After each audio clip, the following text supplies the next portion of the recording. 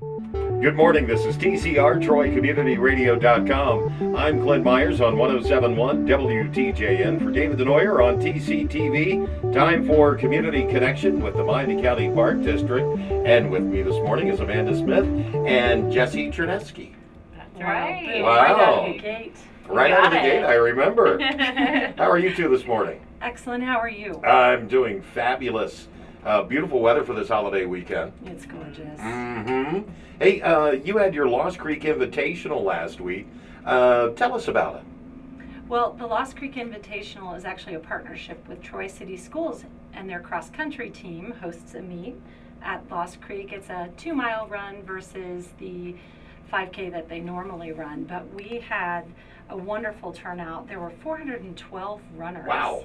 I know. That's a lot. You know, in that, the farm, Lost Creek, is just a perfect place to have a lot of people because you don't feel like you're elbow to elbow, and it's beautiful out there. So that was neat. 13 school buses carrying teams. Jessie was out there parking people, weren't you, Jessie? I was. I got that special duty. She did. She had her Park District t-shirt on. So it's just one of those really nice partnerships that we like to highlight. So thanks to the Troy City Schools for choosing Lost Creek Reserve to host their Lost Creek Invitational. But yeah, it's a great place to run, especially if you're not someone who likes a lot of hills. There's a lot of opportunity to walk and run on a more, I don't know, flat. Well, not only that too, it has the most mileage of any park. So if you're not into repeating, you know, the same circle or the same loop, it's a great park for that. Because I think there is actually almost 5 miles of trail over there. Wow. If you're going to go around and run it. It's really easy as well to run. You're not guessing on which way you're turning and where you're going to end up. It's relatively easy. It's just basically one big square, but it has really interesting terrain as well with, you know, you're going around a farm field, you're going into a woodland area, and then you're going into almost a wetland Walnut Grove area as well. So it's neat. It's really neat. And we're, of course, adding some new trails here. That's Hopefully right. they'll be finished in the fall. So it'll actually make it almost a 7-mile trek. Wow. Which will be awesome. awesome. That's not adding a little bit. That's Yeah. adding like 2 miles to what you have. Yeah. And it's beautiful. The new stuff is going to be awesome. So when that finally officially opens, it'll be great. All right. I have some good news from here at the station that's on your next thing we're going to talk about in the Fall Farm Fest, your Scarecrow contest. Yes. I already have the makings of the Scarecrow. Yay! This year we're on it. We're way ahead of schedule. That's awesome. That is awesome, especially since you'll be out there too. Yes. So then great, you got my constant contact email I sent you, right? And you're filling out your form and creating your Scarecrow, which is one of the highlights, of course, of that festival really is is. that Scarecrow is. Lane. It is really neat. What people come up with. Well, Oh that's my what it's gosh, I almost know. intimidating to think, okay, now we did it one year and our poor Scarecrow just looked like he had been mowed. Yeah. He wasn't really built to last. But this year we've got that under control. That's Any awesome. hints?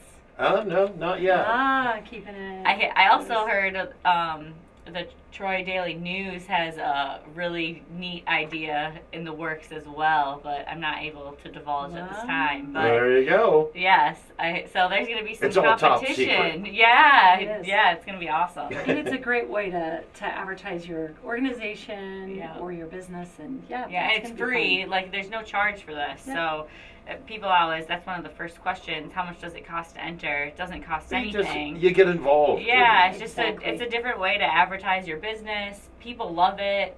We're probably going to have around 15,000 people there. That is so Over the insane 2 to think of weeks. how many people 2 weeks, are 2 out days. for that Yeah. Fall Farm Fest. Yeah, so I mean, a lot of people see it, and almost everyone, I would say. I mean, we always talk about this. 95, yeah. Probably like 95% of the people that come to the festival go down that Scarecrow lane and look at those scarecrows and spend time and take pictures with them. Well, you can take the hayride and go around and see them. Yep, exactly. But yeah, they do get creative. Like I said, it's been intimidating when I've seen some of the things that they've come up with in the past. It's like scarecrow villages within their little communities. It is, yeah. People are so creative. It's awesome that they're so passionate and take the time to build, you know, this unique feature for our event and create an awesome atmosphere. So. Now, you're taking applications for this up through September 19th. Yep, September 19th, and we just would like to have all of them in so we can make sure we get all the logistics and we have enough spaces for everyone and you know, all that stuff. So yeah, please send them in. You can find the application or the entry form online.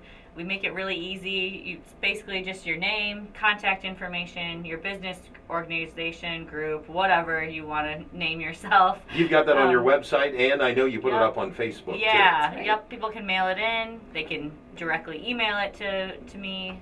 Fax it, old-fashioned. Snail mail, whatever you want to do. Just make sure it's there before September 19th. Exactly. All right. Exactly right. Let's talk about September is Childhood Obesity Awareness Month. Yeah, it's a real problem in the United States, and you know, they talk about all the consequences from being an obese child that translates into adulthood. So, so this month of September is just about raising awareness. A lot of people don't even know what an obese, like the criteria to be an obese child or adult would be. So that's something that you can go ahead and see the pediatrician about, or look online. The American Academy of Pediatrics has some good information. But why we're talking about it is because there's a lot of studies going on that link a reduction in weight and obesity with outdoor play. And actually, the American Academy of Pediatrics says that you're supposed to go outside and just get physical activity, and it actually burns more calories than if you were to do like calisthenics or run indoor on a treadmill. So it's actually something that they recommend. Hide and seek and just going out and running in the yard. Yeah.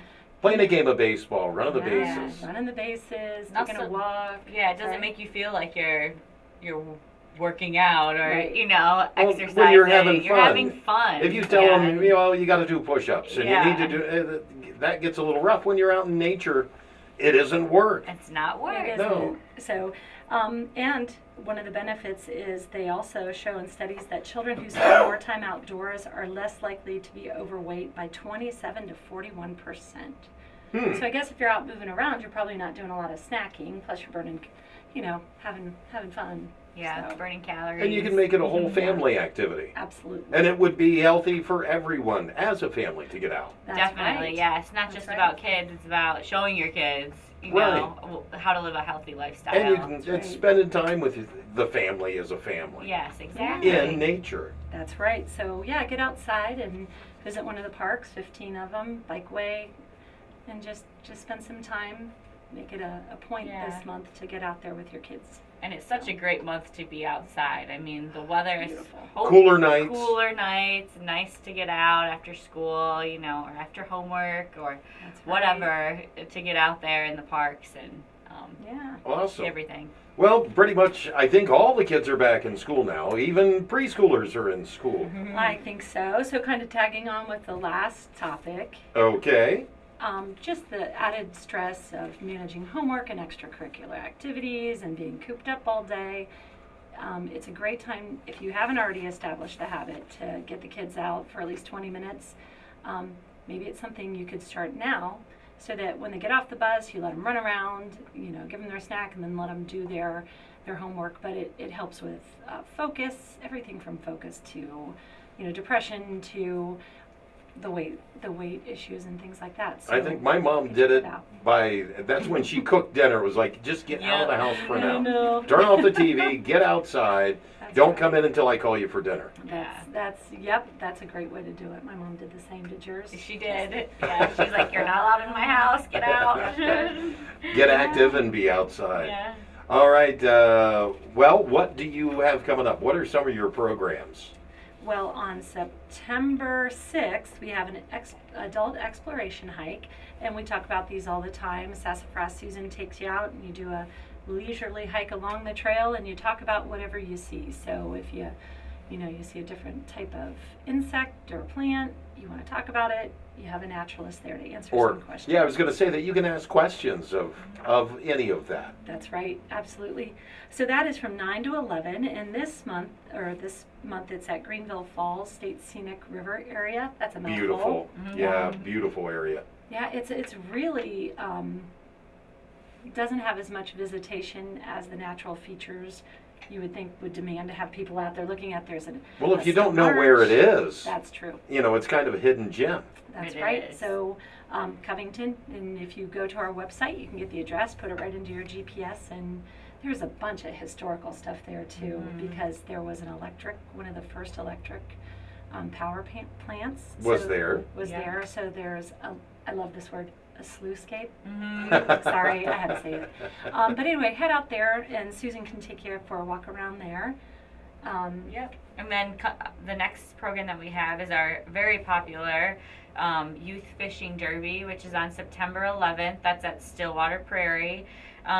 You can register beforehand, which always makes it easier because we already have all your child's information, all that, so you don't have to do it. But of course, you can register that day as well.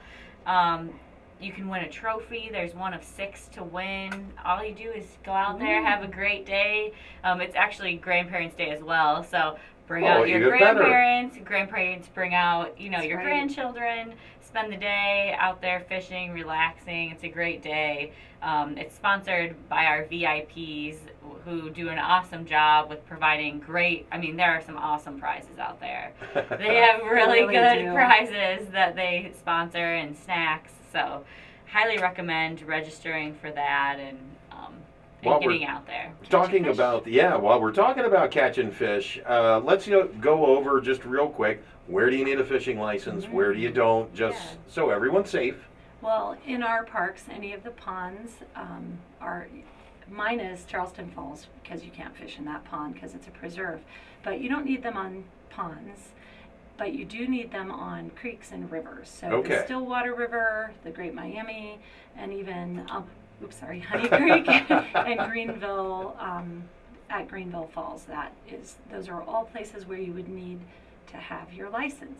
All right.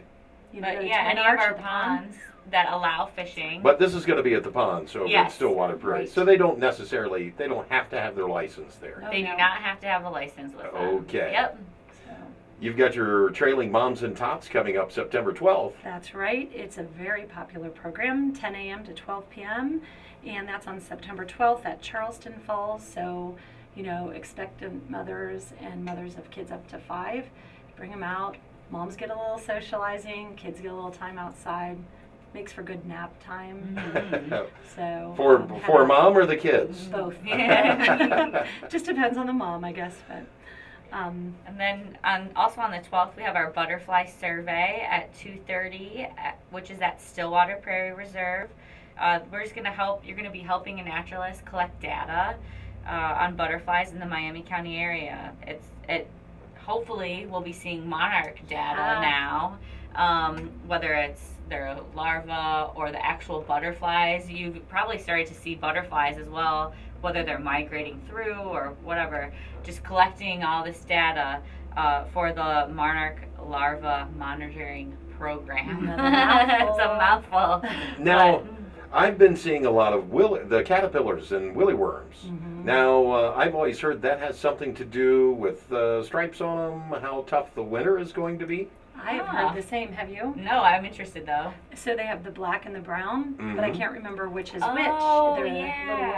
You start seeing them walk across the walkways and stuff now. So. I've seen them going across the roads, and there was one out on the patio the other day, and I was thinking about what was in the Farmer's Almanac when they're saying this is supposed to be a really cold winter, and I just kept looking at it thinking, I was waiting to see a sign that he would hold up and say yes. And they didn't do that? No. What's wrong with them? It's like he aspires to be Puxatawny Phil. We need the little woolly worm that... It really tells us. Woolly bears, what are they called?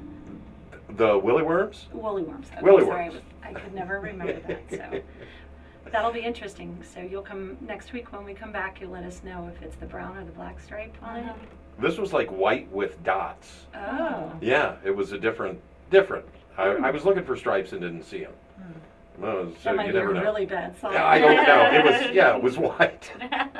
Okay. Well, you've got another one after your butterfly survey. Yeah, it's a lot about insects this month. So Preschool in the Park has their incredible insects program from 11 to 12. And you can attend either on September 13th or the 17th, and that's at Charleston Falls Preserve. So the preschoolers will get to learn about different insects, and then they have a little activity and story time and a short hike. So that's a fun way to get the kids outside and learning about insects, because a lot of kids are Kids afraid love of bugs. them. Well, I don't know. I think a No? lot of kids love bugs. Yeah, I think so too. I was one of those kids. Rock turners, they turn the rocks over to see what's up Yeah. underneath there. And Yep. So yeah, so go out and learn about insects. Yeah, and just make sure you register for this program. You have to register to attend. That's right. And it's a minimum class size and a maximum class size of 12, so it fills up really quickly. Great. Yeah. Your family, that was the family discovery hike with insects. Actually, yep, that is too. That was Preschool in the Park. Now, Oh, okay. Same day though, so probably. Gotcha. Aceptor Emily, is that how we I think pronounce so, it? yes. She's going to do both of those programs, and the second one on September 17th is from 1:30 to 3, and this is a program that is geared towards children with special needs.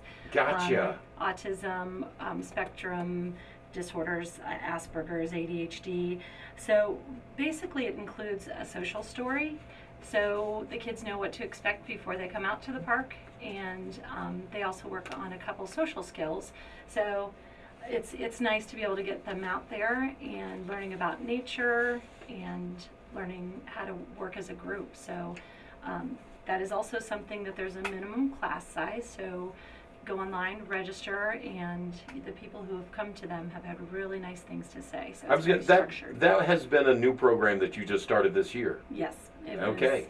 The Yeah, little earlier. special training in there to learn how to do it. Exactly. That is great. Wow.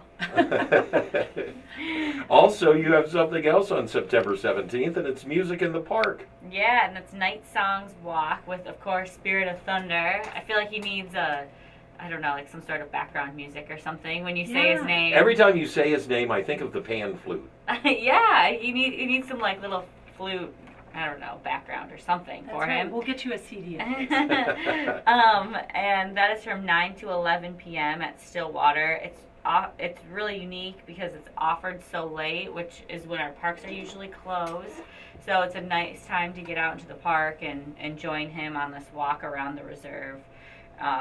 With, of course, John DeBoer, and his magical musical flute. That's right.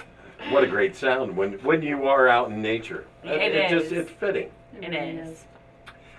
September 18th, Trail Run Challenge. Yes, so we have our Trail Run Challenge, which was supposed to be the last of our series. However, last month, the one at Stillwater got canceled due to the crazy thunderstorms that we have had. So this one will be on September 18th at Charleston Falls, starting at 9 a.m. You can still register. Go to alliancerunning.com to register for this race. And then please, if you have not registered for the Stillwater Prairie Reserve race and would like to, that will be happening the following week on September 25th, and you can, of course, still register for that as well. We opened up the registration again for that one, so if people, weren't able to make To it, attend or then. yeah, hopefully now they can attend. Gotcha. So we have 2 right in a row, which